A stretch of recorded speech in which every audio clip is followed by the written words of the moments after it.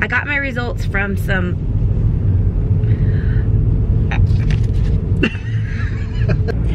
little personal information. I have had for many years some mysterious issues with mysterious foods, and I made an assumption that it was gluten, and because that seems to be so common, and I made an assumption that it was dairy because that's another common like allergen or thing that people are intolerant to. So I've been playing with elimination diets and trying to figure this out for years, and I took gluten out of my diet how many years ago?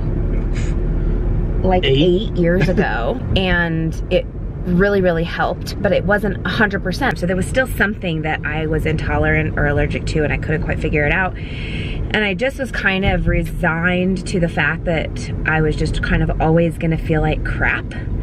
And anyway, my doctor suggested that I do a blood test for food sensitivities and food allergies.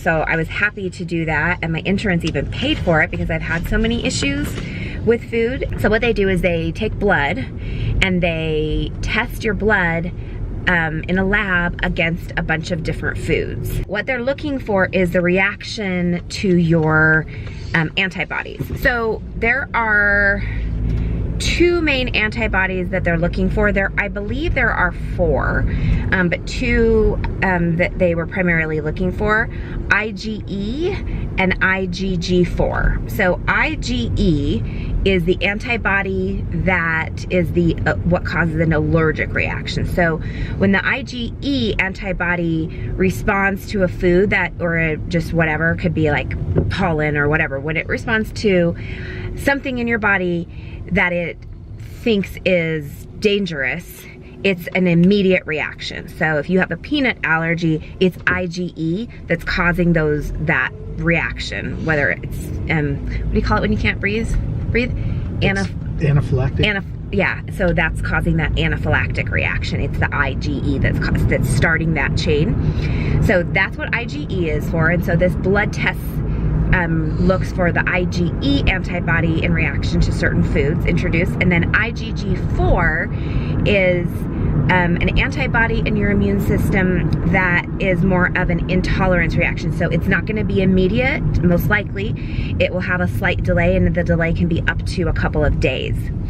So this test was so amazing, and the results were absolutely shocking with the foods that came back with either an IgE reaction or an IgG4 reaction. So like I said, I thought what I've been eliminating from my diet is dairy and gluten, because that's what I thought were things that I was having some sort of reaction to. My results came back, it's a lot of data, but I came back with 4 things that they recommend I remove from my diet immediately and entirely, and those 4 things were, and this was the shocking part, not gluten, not dairy, and those things were tested for. It was yeast, it's CANDIDA. Anything over a 2.5 on the range is an IgG4 high reaction if it's over 2.5. My reaction to CANDIDA was 4.07, so double the thing that would cause it to register as a reaction. So even though you pulled out gluten, you were eating gluten-free breads and things like that. And those have yeast in them. Those still have yeast, so you were still having a reaction. So I was wondering why I wasn't feeling amazing, because I was eating, like, I felt like I was just eating nothing. So anyway, that was super duper interesting. And so CANDIDA was one of them. And then the other IgG4, which is, remember, the delayed onset reaction that was high, was, hold please.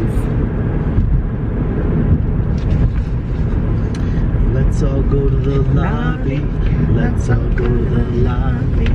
Let's all go to That was the only high one. That was the only high IgG4 delayed reaction. The other 3 things that they recommended, because they were high IgE, which is the actual immediate allergic reaction, were celery, lima beans, and watermelon. I wasn't having the anaphylactic reaction. I don't have any of these things that I've noticed an anaphylactic reaction to, but most of it is a digestive or an inflammation reaction, or maybe headache. I've been going for years with just always kind of feeling like crap. So anyway, those are the top 4 things that were high levels of either IgE or IgG4. Whole wheat was a moderate IgE reaction. So IgE is an allergen, so that's a quick reaction. And I would agree that I have seen a moderate level of that when I've eaten whole wheat. Tuna has a moderate IgE allergy reaction, which is a bummer. Spinach, moderate IgG reaction, which is the inflammation, just a sensitivity.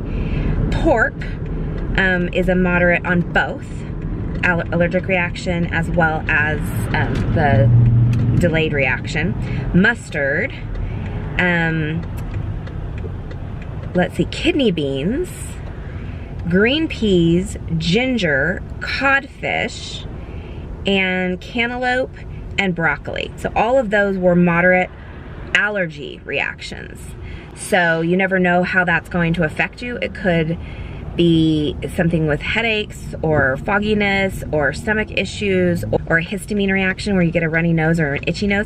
And I have definitely noticed that there have been times when I'm just like out of the blue will just get this like itchy nose, and sometimes I'm like, oh, I must have like allergies to like the pollen in the air today or something, but I don't know if that's what it was. It could have been something you ate. Could have been something I ate.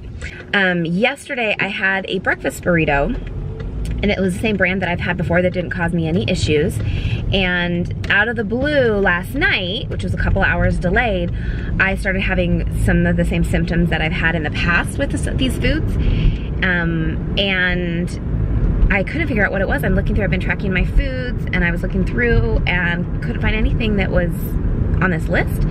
So I went back and I found the package in the garbage of this breakfast burrito, and sure enough, even though the first one I ate didn't have yeast in it, this one did have yeast in it. Just, you know, gonna take a little bit of time to realize what foods maybe have yeast and don't have yeast. Like I had to get rid of all my gluten-free breads because those do all have yeast in them, even though they're gluten-free, so that's a little tricky. So when you say yeast, what is, I mean, there's yeast in like, you know, brewed beverages and stuff. Yeah, so that's another thing that I thought was really interesting on this report, was that it tested for brewer's yeast separately from baker's yeast. So I have 0 sensitivity to brewer's yeast. So beer, ciders, just any beverages that are made with brewer's yeast are fine for me. But it's the baker's yeast that isn't fine for me, that I have a really, really high intolerance of baker's yeast. Kind of makes me wonder, like, I wonder how many other people in the world who are cutting out gluten and just wondering what's wrong with them because it's maybe not working all the way or consistently. Perhaps it's yeast, not gluten. This test was quite expensive if my insurance wouldn't have paid for it. What was the price on it? Oh, it was like $2,000. Yeah, it was like $2,000. Possibly if you're paying cash out of pocket, you could get this. I think you can get this test for around $300 to $500. So I'd really love for like you to take it, for the kids to take it, because I just feel like this is some of the most powerful information that a person can have.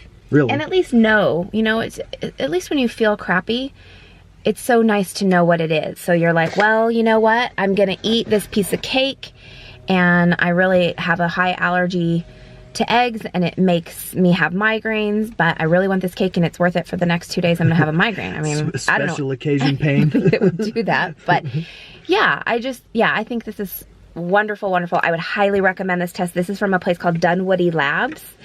But there are several of them, but I would highly recommend this. This is, I think, really, really life-changing information. This is the energy drink of choice today. All natural, very healthy. It has 2 things in it. It's got the emergency for kids. The Laird Hamilton, can't go wrong. Anything Laird puts out, I will buy. Absolutely. Laird Hamilton coconut water with Aquaman in it. Aquaman? Aquaman. Aquaman, not Aquaman. I mean, no.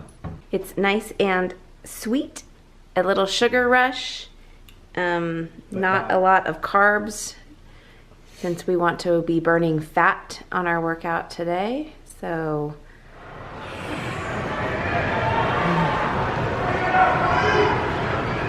all right, so we tried something different today that I thought was super challenging.